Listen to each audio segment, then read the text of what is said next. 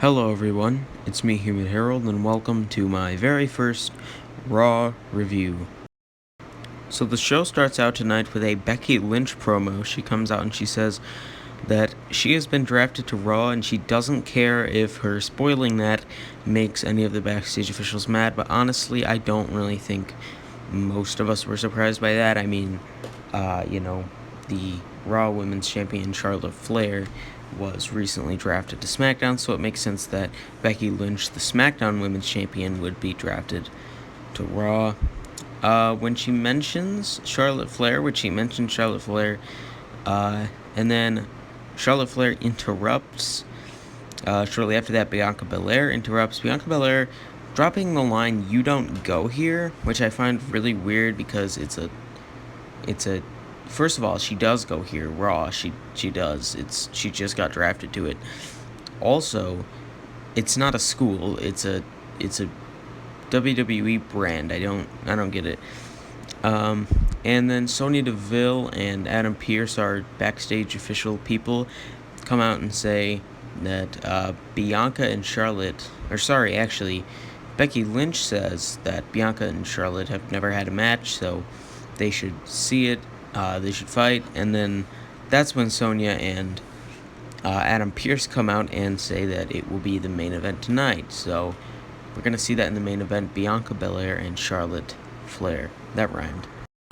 Next up, after the commercial break, we come back and Sonya Deville and Adam Pearce are in the ring for the first draft segment of this episode of Raw. It is obviously announced, and Sonya Deville obviously says that Becky spoiled it, but they still have to announce it. Becky Lynch going to Raw. The Usos then are announced to stay on SmackDown. I'm sure that made Paul Heyman very happy. In fact, later in the night, we see just how happy Paul Heyman is about it.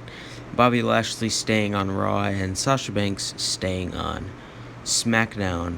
Nah, I don't really know how that's going to play out. Since Becky Lynch has gone to Raw, it's kind of clear that they're going to do some sort of title unification or maybe switch titles, but I don't really know what exactly is going to happen there and where Sasha Banks is going to fall into that. Right after that promo ends, we get Jeff Hardy versus Damian Priest for the United States Championship. Right off the bat, they hit a lot of, medium risk. Can't really call them high risk. A lot of medium risk, kind of flippy dive kind of moves. At one point, Jeff goes for a, plancha kind of thing off the apron, kind of a front flip dive, and Damian kind of moves out of the way and he hits the ground. It's a very, very nice, impressive activity by these guys. I don't really know what I'm saying, but whatever. Very, very impressive moves is what I'm saying. Near the end of the match, Damian Priest gets hit with a twist of fate and a swanton, but as Hardy is pinning him, he gets in kind of a roll-up and pins him and wins the match, retaining his United States Championship against Jeff. And honestly, when it comes to this match, I don't think I really would have cared either way who won, but I would have loved to see Jeff Hardy win, but at the same time, Damian Priest has only had the belt for about a month, so I really wouldn't have cared either way. I think either of these guys walking away with the title would have been great, and I'm glad that Priest retained. So after that, Jeff Hardy kind of gets on the microphone. He says we're going to see a new side of him. And a lot of people think this is a Willow tease. He's going to bring back his old character Willow from TNA. But there's a few reasons that I personally don't see that happening. Firstly, a lot of people didn't like Willow, and I know Jeff is one of those guys who loves to give the fans what they want. He's that kind of dude. And I really don't see him bringing back this character that was very, very split when it came to people's opinions on the character. I also just think that when he said a new side of him, he was just kind of talking about a more intense, more serious side of him, as opposed to what we've seen on Raw in the past few weeks, chasing the 24/7 title and all that. And then we get something very weird. Austin Theory comes out. Yes, Austin Theory, recently drafted to Raw from NXT. He's Jeff Hardy's biggest fan. He watched him when he was a kid, and he wants a picture with him. And Jeff clearly thinks this is a little odd, but Jeff is a nice guy, so he takes the picture. And then Austin Theory clotheslines him. You could see the clothesline coming from a mile away. It was not a surprise at all. Austin then hits him with, I guess, his new finisher, which is kind of a spinning GTS, but it could have been a lot more impactful. He takes a picture of Jeff laying on the ground, and then he just kind of walks out. And that's the end of that. Next up, we have an interview with the current Raw Tag Team Champions, RK Bro, that of course being Randy Orton and Riddle. Riddle does his whole stoner shtick, his whole rambling on about nonsense, and that's when Orton challenges Omos. Now, throughout the night, this will be treated as like a big thing, but to be honest with you, I don't view it like that. There's always this 50-50 booking kind of thing where they have, two tag teams that are feuding, and then one of the guys faces another one of the guys, and they treat this like it's a big thing. They'll promote this throughout the night, but honestly, it's very meaningless. It doesn't really add anything to the show, and honestly, it's just taking up time from matches and segments that need the time that this is taking up. You get what I'm saying. Next up, our second draft segment of the night. First, we get a kind of predictable one. Seth Rollins going to Raw, obviously with Edge going to Raw on SmackDown. It's pretty predictable that Seth Rollins would also go to Raw. They need to continue this storyline. They can't just abandon it there.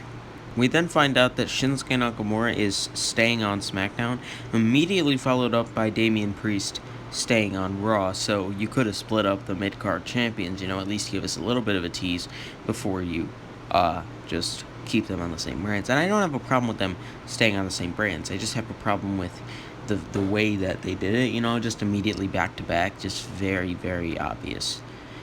And if they would have had two general managers, one from Raw, one from SmackDown, Raw, SmackDown selects Nakamura, and then Raw selects Priest, but that's not how they did it, If it was like that, it's like, okay, understandable, SmackDown selects Nakamura, they gotta make sure they keep their mid-card champion, Raw has to make sure they keep theirs. But no, that's not how they did it, so it's just weird.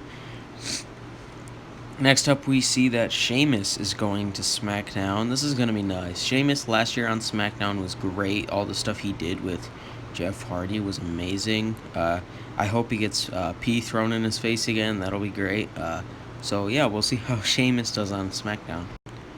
Next up, we get kind of a jobber match. Dana Brooke versus Shayna Baszler. And you'd think Dana Brooke would have some kind of return after, this many weeks off of television, but that's just not how it works. Shayna Baszler versus Dana Brooke was a pretty good match. It was solid, but it was very short. It could not have been more than 2 minutes, maybe 2.5. And what I do like, there's pros and cons. One thing I don't like is Dana Brooke's whole, just kind of randomly coming out to do the match. No announcement or anything beforehand.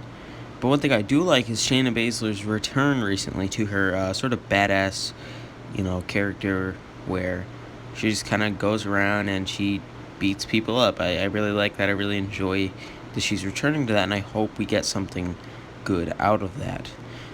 Right after the match, Doudrop comes out, and they kind of tease something, but nope, no, Shayna Baszler and Doudrop are on separate brands, so they cannot feud. Next up, we see the Usos and Paul Heyman walking backstage. Paul Heyman looks ecstatic. He looks happy, elated, however you want to put it. He is having the time of his life knowing that the Usos are safe and sound on SmackDown, and he is safe and sound not getting the SmackDown put down on him by Roman Reigns. Kevin Patrick comes up to them and just kind of introduces himself, and Paul Heyman makes a very weird comment, literally out of nowhere, no prompting or anything, just says, Kevin Patrick, you're more beautiful than Kayla Braxton. And in kind of like, not even like a compliment kind of way, like, oh, you're more beautiful than Kayla Braxton. It was like a very blunt, like, by the way, you're more beautiful than Kayla Braxton. Very, very odd.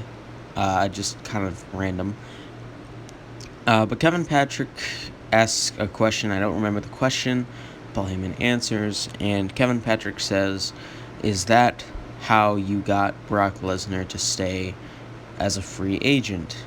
Paul Heyman's face turns from this state of this absolute state of euphoria to looking like he's just seen a ghost. I mean, I can't even describe how quickly and how vast, how much the face has changed. The Usos turn to Paul. Kevin Patrick looks away, and the show fades out into a commercial break. Next up, a bit of an exhibition match. Mansoor and Mustafa Ali versus Humberto Carrillo and Angel Garza. It was nothing special, to be honest. I wanted to like it, and I did, but I didn't like it as much as I wanted to like it. Didn't really tickle my fancy. Didn't really get me excited or anything.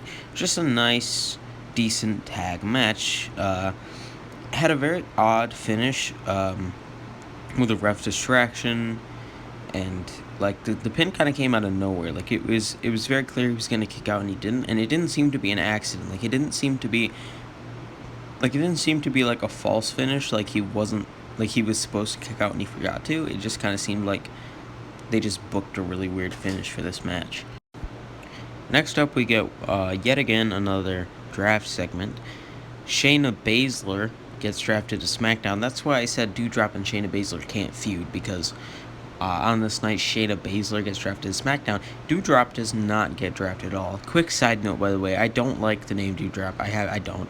Just call her Piper Niven. She should have gone back to Piper Niven after she broke up with Eva Marie.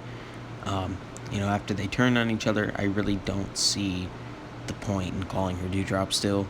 I didn't see it at all, but especially now that she's not even in a tag team with Eva Marie anymore, it does not make sense. AJ Styles and Omos stay on Raw, and then we get two pretty big draft picks. We get Kevin Owens going to Raw, and Xia Li getting called up from SmackDown. And let me just say, I love Xia Li. She's got amazing kicks. Those head kicks she does are incredible. If that's her finisher and she has like a name promo, I'm sorry, I haven't watched much of her stuff, but those head kicks, oh my god, they're just incredible, and I can't wait to see what she does on SmackDown. And she's very lucky that she got called up to SmackDown and not Raw, because we all know what Raw does with wrestlers like Xia Li and Karrion Kross. Next up, we get a promo from Big E. His music literally hits immediately after the draft segment ends, and he cuts his usual WWE champion promo, like he normally does. Drew McIntyre interrupts. The Dirty Dogs interrupt. We have not seen them in a while, and if we have, I don't remember it. And then Dolph Ziggler, as he usually does and is very capable of, cuts an incredible promo. I mean, he's so good. He talks about how not only did he debut Big E, and Big E would be nothing without him. Big E would not be a multiple time tag team champion or current WWE champion without him. He also talks about how he was the one who got Drew to his spot, how Drew wouldn't have been anything without him, how Drew would not be a two-time WWE champion without him.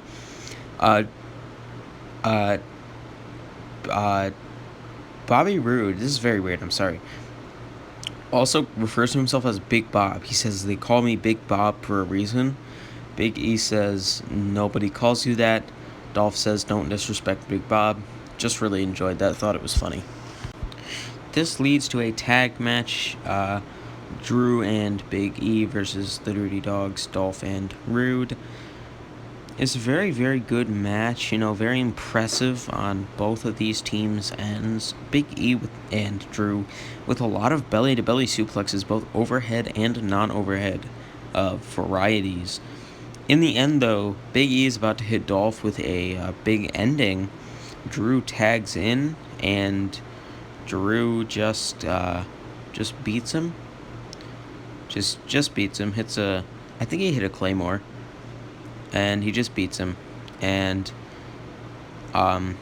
Big E looks mad, but Big E, the nobleman that he is, protects Drew from and attacking Bobby Roode. Afterwards, they have a little tug of war over the championship, and that is where this segment ends. And we fade into the next segment, a 24/7 title chase. And of course, in the 24/7 title chase, you got your usual suspects: your Reggie, Jackson Riker, your Akira Tozawa. Actually, no, Akira Tozawa was not there, but we will see him later in the night. The Viking Raiders come up out of nowhere, kind of weird. And then we have Apollo Crews and General Aziz. Very weird place to see them. I really hope they're not going to get pushed down the card. I really would love to see them do anything good. Cruz has been going drastically downhill since he lost the Intercontinental Championship to Shinsuke Nakamura, although I have been liking Shinsuke's run. I just don't think what they did after the loss was good at all, honestly. Then we have, speaking of Akira Tozawa, we have a Kevin Owens promo. He's new to Raw. He got drafted, obviously. And he comes out and he kind of almost talks, and then out comes Akira Tozawa. Akira Tozawa says something, I can't even remember at this point. Kevin Owens hits him with a stunner, and that's the end of that. But, why? Just honestly, why? After that, we get another draft segment. We get the Street Profits to Raw, going back to Raw, and honestly, the Street Profits, I think, are going to do great on Raw. They have done great on Raw in the past. They had an amazing title reign on Raw, so let's see what they can do there. Raw needs the Profits. Another person Raw needs, someone like Finn Balor. Finn Balor gets drafted to Raw.